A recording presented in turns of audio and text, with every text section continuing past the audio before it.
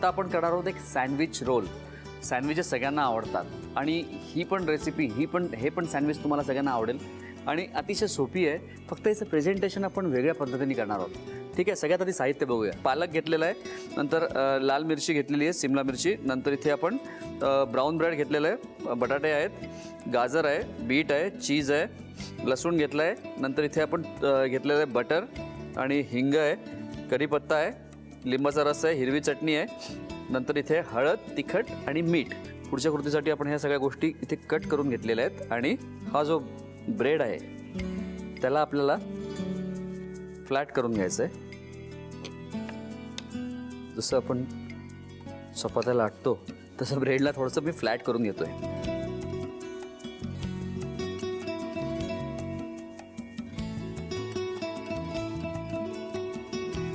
हे झाल्यानंतर आपल्याला सगळ्या ब्रेडच्या स्लायसेसला थोडंसं बटर लावून घ्यायचं आहे.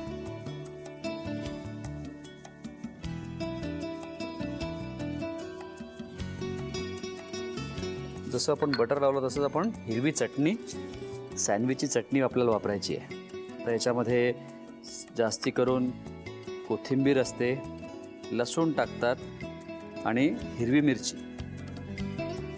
या चटणीमुळे ती चटणी महत्त्वाची आहे. त्यात थोडीशी तिखट केली जाते.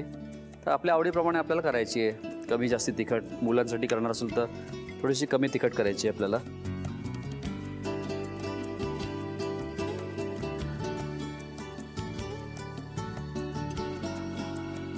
बस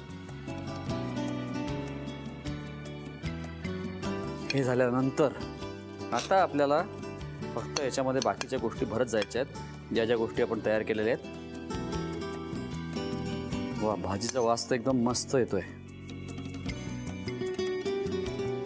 हे करताना एवढं बघायचं की जे लेयर्स आपण टाकतोय ना ते साधारणपणे एकाच साईजच्या सगळ्या गोष्टी टाकायच्या आहेत. एकीकडे जास्ती एकीकडे कमी असं नको.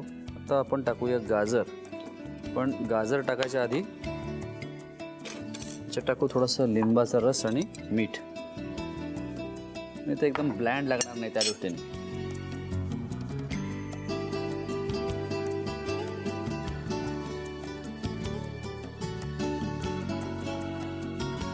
थोडा पालक,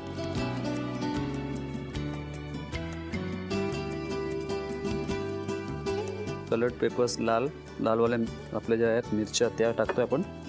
कलर्ड पेपर्स, थोडं बीट,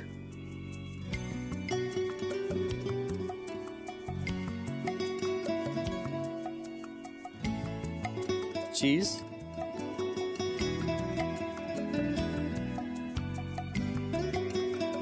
आणखीन थोडासा कलर वगैरे ॲड करायचा असेल तर माझ्याकडे आता अनायसे रेड कॅबेज आहे, मी वापरणार आहे. आता सगळ्यात महत्त्वाची गोष्ट म्हणजे याला फोल्ड करायचं आहे. आता याला फोल्ड करताना ना सगळीकडनं एकसारखं रोल करायचं आहे.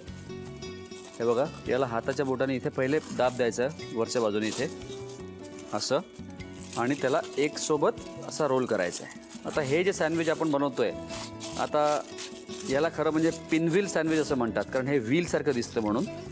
आणि याला सगळी दोन्हीकडे दाबून याला फक्त फिरवून घ्यायचं आहे असं. सँडविचला थोडं थंड करायला ठेवायचं आहे. एकदा ते चिल्ड झालं, एक अर्धा एक तास हे राहिलं असं आणि फ्रीजमध्ये राहिलं की ते सेट होतं थोडं, आणि नंतर याला कापून आपल्याला तुकडे करायचे. मी याला फ्रीजमध्ये ठेवतो थोडा वेळ. हे थंड होतं आहे तोपर्यंत आपण प्लेटची सजावट करून घेऊया.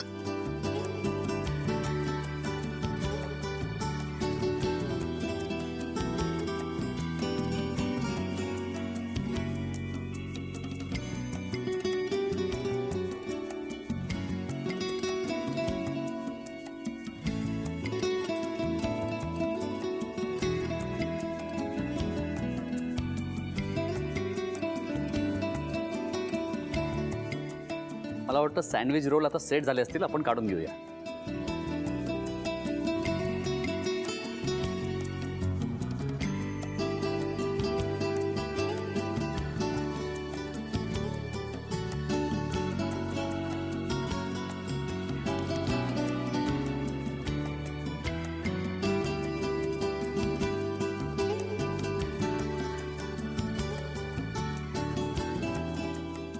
काय कलरफुल छान झालेत बघा सँडविचेस.